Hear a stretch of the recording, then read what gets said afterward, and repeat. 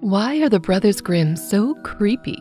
Are they though? This even darker fairy tale may change your mind. Is it grimmer than Grimm's? One of these dark fairy tales is full of disturbing details, rage, desperation, sorrow, and an actual happily ever after that makes sense. And the other is from, well, collected and changed by the Brothers Grimm. They are both gruesome, make no mistake, so consider this a warning. And yes, we are going to talk about which is grimmer and why they changed it after this macabre story time. But see for yourself just how each story was, handled. Once upon a creepy time, the king of Dry Rock, a widower, was in want of a wife. But not just any wife, of course, for you see, he had fallen deeply in love, lust, with his sister, Penta. And yes, the story acknowledges how messed up this is a lot. Like, was there no one else, no other woman in all his land that would have him? Has he got that bad of a disposition or reputation? Anyway, mystery unsolved, he summons his own flesh and blood to the throne room and explains that a wise man would never, quote, let what is of value leave his house. And after thorough,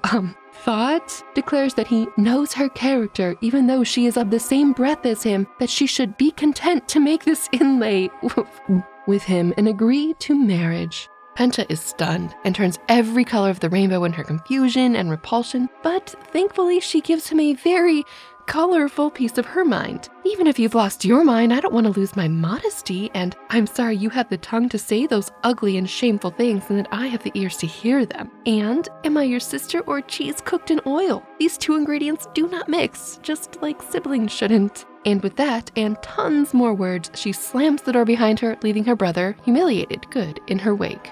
But here's the thing about Penta. She scientifically spends hours in front of the mirror trying to pinpoint what exactly about her appearance addled her brother so. Not that it's her fault at all for his thoughts, of course. She concludes that she is, quote, not such a delectable morsel that she sends people into fits. And because her conclusion does not match with the force of her brother's proposal, she goes to straight up ask him, what about me do you like so much? He gives her a swoony, ewy, verbose reply that boils down to, in so many words, her hands. How they are like a serving fork that pulls my entrails out of the pot of this chest, and the pincer that tears out my desires, etc., etc. You don't want to hear more of this, right? Penta doesn't either, and stops him short, leaves, and has her servant cut off her hands. Slice, slice, problem solved. She sends them to her brother wrapped in silk on a fancy platter, with a note that, quote, he should enjoy what he most desired, along with good health and baby boys. Now, there is a trend in fairy tales to use this type of self-altering to preserve virtue. Prime example here, but Penta really seems to own it.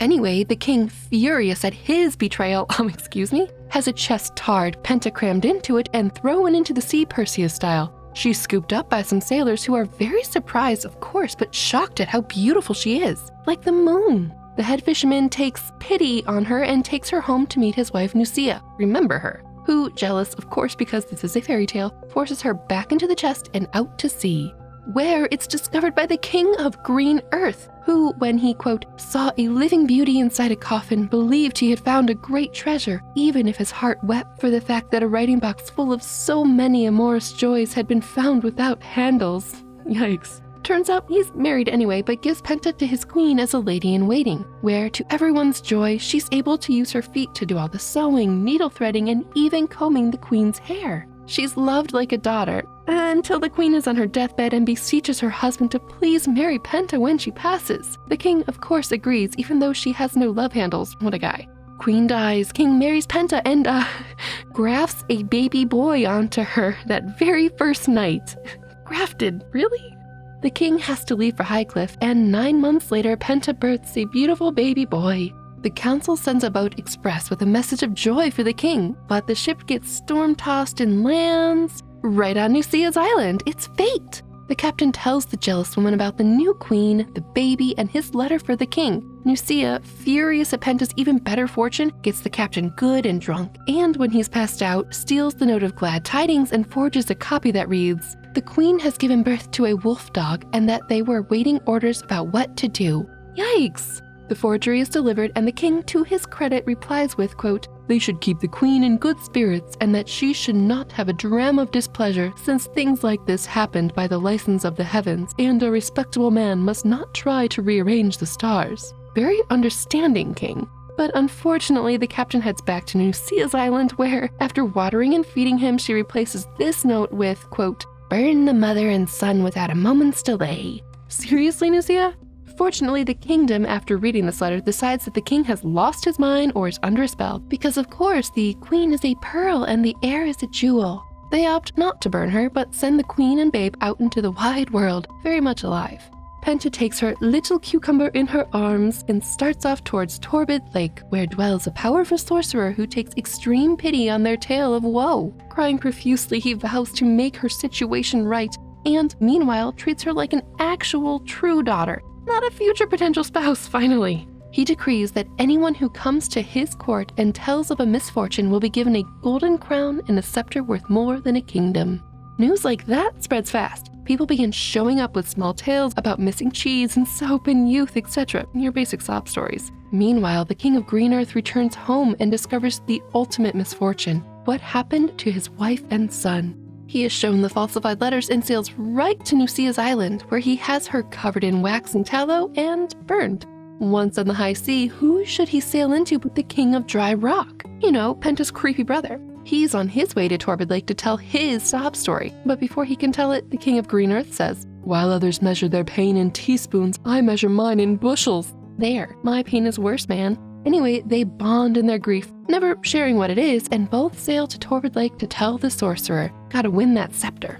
But here's the thing, that creepy king brother of Dry Rock, he's seen the error of his ways and how wrong he was to approach his sister, who did a, quote, honorable thing in refusing him, and has tortured himself over how he basically sealed her in a coffin at sea. Real growth, real conscience. Kinda too little too late, but good to know all the same. After hearing Dry Rock's story, Green Earth is still like, "Alas, your sufferings are sugar cookies, sweetmeats, and bits of honey compared to the pain I feel." And I would say it's not a competition, but it totally is. Anyway, he relates his story of how his wife and son went missing. After hearing these tales, the sorcerer has a hunch that one of these men is Penta's brother and the other is her husband. So he calls for Nofriello, that's the son's name, to kiss the feet of your Lord Daddy. Lord Daddy. Anyway, Nofriello kisses Green Earth's feet, and Green Earth, seeing the good manners and grace of the little bruiser, throws a gold chain around his neck. Like a dog? The sorcerer then tells the kid to kiss his uncle's hand, who, amazed at the high spirits of this frisky little fellow, sure sounds like a dog, gives him a nice jewel. And then Dry Rock asks, "Is this my son?" "Dude, you just got called uncle, but okay." "Ask the boy's mother," the sorceress says, and out runs Penta, who, like a dog that has been lost and then finds her master and barks, licks, and wags her tail. Did they turn into dogs? The story is consistent. Anyway, human Penta runs in puppy mode first to her brother, Y, then to her husband, and they all put on a 3-part concert of truncated words and interrupted sighs. So, I guess that reunion went really well. The sorcerer is so overjoyed that his plan to bring the brother and husband to his kingdom worked that he offers them the kingdom, and he will be but a servant. He also instructs Penta to put her stumps in her apron, and when she pulls them out, her hands are back and more beautiful than before. Don't look, brother. Ugh. Anyway, the next handful of days were simply blissful, and as the story says, everyone was gurgling with joy. The end of Penta with the cut-off hands. Starts off pretty creepily dark, right? But Penta takes matters into her own hands, and then more misfortune happens, but everyone has some character and limb growth along the way for a truly happy, ever-gurgling after. But now we get Grimm, because of course they have a newer version of this older Italian fairy tale. This is the Maiden Without Hands, and I'll be brief because you already know the general story beats, but how these beats are handled? Ooh, night and day. Once upon a time, a miller had fallen on hard times until one day an old man came out of the woods and offered him a deal. The miller would be rich if he only gave the old man what was behind the mill. Thinking of the apple tree there, the miller agrees, only to find out later from his wife that their daughter was sweeping the yard and that the old man must have been the devil. Oh no! So they are incredibly wealthy, but incredibly fearful, and it's all on the beautiful, pious maiden daughter to live without sin for the next 3 years, which she does easily because she is a beautiful, pious maiden. When the devil comes to claim his prize 3 years later, he's unable to even get near her as the girl washed herself and drew a chalk circle around her. "Take away her water so she can't wash," the devil asked the dad. Who does? He's more afraid of some devil than has love of his daughter. This is irritating and you'll soon see why. The next day, the devil comes to claim the unwatered girl, but she cried so much that she purified herself that way. Poor little dove. "Chop off her hands," says the devil to Dad, who pitifully says, "How can I chop off the hands of my own child?" But the devil is like, "It's her hands or I'm gonna claim you, sir." Which to me seems like a more fair trade. It's the dad who made the deal in the first place, so it's kind of on him to take the hellish heat, no? But Dad values himself more and tells his daughter, "Gee, I really wish I didn't have to, kid, but I'm gonna have to chop off your hands. Please forgive me." Like that makes it okay? Anyway, because the daughter is just so pious, she just says, "Dear father, do what you want with me. I'm your child." Yikes! So Dad cuts off his own child's hands in order to keep his riches. But in the end, the girl cried too much after this and was still too clean for the devil to claim, so kind of a wasted effort all told. Now, I do need to say that in another version of this story, not this Grimm's one, the father is given a nasty ultimatum. Everything here will die. You, your wife, all the fields for as far as you can see, if he doesn't take his daughter's hands. This adds a layer of at least understanding and weight to the decision that's sorely lacking in the Grimm's version, back in which her father, insanely wealthy now, says not to worry, he will always provide for her, but she can no longer stay here and is going away to find a place where she will live off the kindness of people. This kind of feels forced to move the story along, but maybe something in her broke when her hands did. Unlikely, because she just starts wandering around until she finds a beautiful courtyard full of gorgeous fruits. It's very well guarded, but fortunately for our girl, an angel appears and helps her steal some nourishment each night. The gardener reports this ghostly thief to the king, who just has to see for himself, and who brings along a priest on night watch to talk to the spirit. When the girl next appears, they ask if she's a spirit or human. "I am not a spirit, but a poor creature forsaken by everyone except God," she says. But she's not. She kind of chose this one for herself. Anyway, of course she is beautiful and the king wants her. "This whole world may have forsaken her, but I shall not forsake you," he says. Then wifes her. That's one way of not forsaking. He also has a pair of silver arms made for her. Now this is where the Grimms follows Penta very much, so we're gonna fly.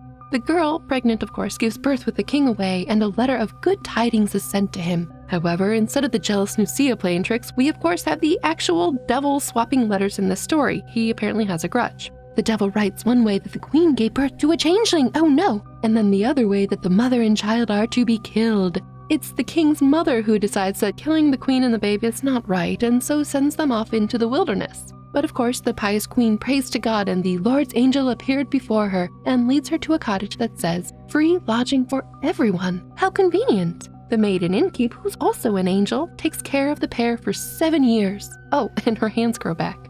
Meanwhile, the king's mother shows the king the eyes and tongue that he, the devil, really had ordered to be cut from the queen and the babe. Phew, they are really made from a dough though, so everyone is relieved. But they still don't know where the queen ran off to, so the king vows to go as far as the sky is blue, to find them. He spends 7 years searching, not eating or drinking, but God keeps him alive somehow. Of course, he finally stumbles into the free lodging for everyone cottage, and we don't have any tales of woe like in Penta's story, but we do have a very questionable baby name. The angel innkeeper gives the king food and drink and runs to tell the queen that her husband is here.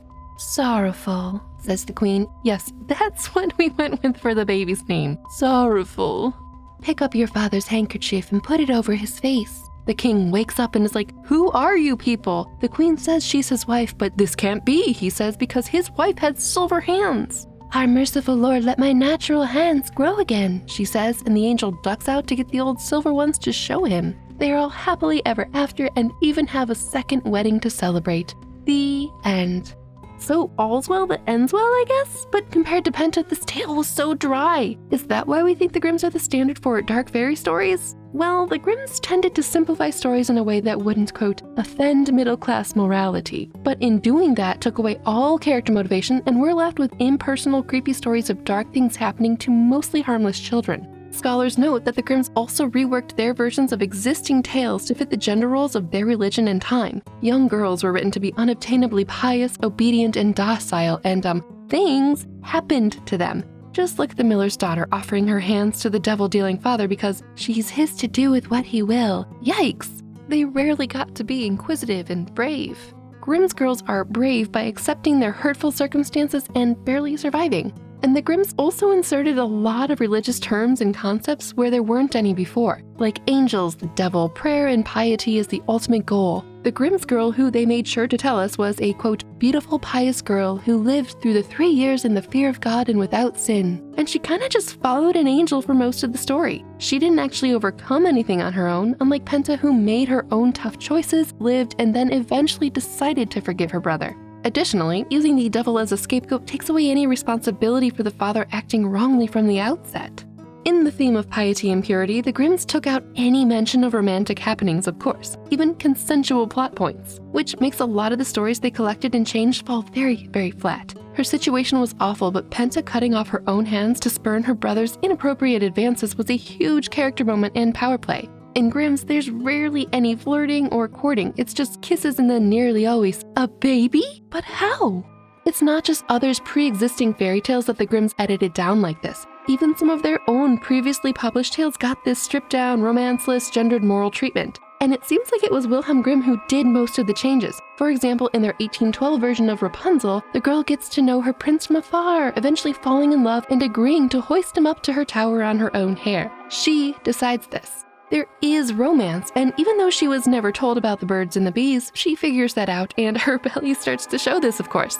But in their 1857 version of the same story, the prince pretends to be Gothel and tricks/forces his way into the tower. He corners her and talks at her, and Rapunzel, who is so pure that she had never seen a man before, is essentially trapped with this pushy creep alone in a tower, whatever else the story says or doesn't say. There is no offhanded mention of romance at all, but the pair plan to escape together, at which point they are found out. Now, in my own opinion, this tale is nowhere near as exciting, romantic, or magical as Giambattista Basile's Petronella.